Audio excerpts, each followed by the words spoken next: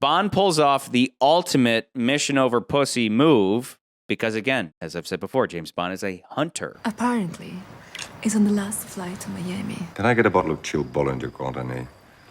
And the beluga caviar? With everything? Yes, with everything. And would that be for 2, sir? What? For 2? No, for 1.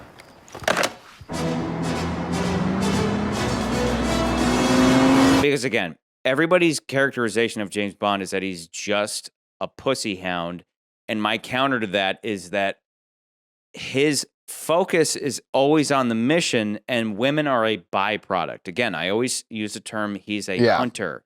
Him being a manly man means that women are drawn to him. Therefore, his focus is always on the kill versus his focus is being on getting laid, because getting laid is easy for Bond. The kill is what's more exciting. And then women are a byproduct of his success in the kill. I get that you're applauding it, but going back to like the very first Bond film, he wouldn't pull that. Like that's just... It seems slightly out of character because in previous iterations that are James Bond, as we know James Bond, Bond would have made time. Bond would have been like, we got time. I don't know. Come on. I would be more impressed. He got what he needed out of her. I don't care. There was no need for pumping of additional information. He needed to get to McCartney's Miami so right then and there. He's so right. If this movie, if they basically kind of took what this movie was and had written it maybe 10 years prior, he would have already been in bed with her and then he'd have left from being in bed with her.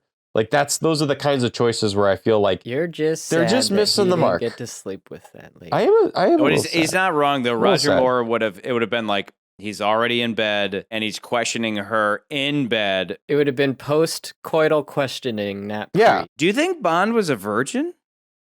No. I'm not saying that. No, maybe. No. Hang on. Bond was a virgin so far as murder was concerned, right? And as you mentioned, Nance, after he kills that first guy, you got to pop two cherries to become a double O. Each O represents a cherry. Remember, he made you feel it, right?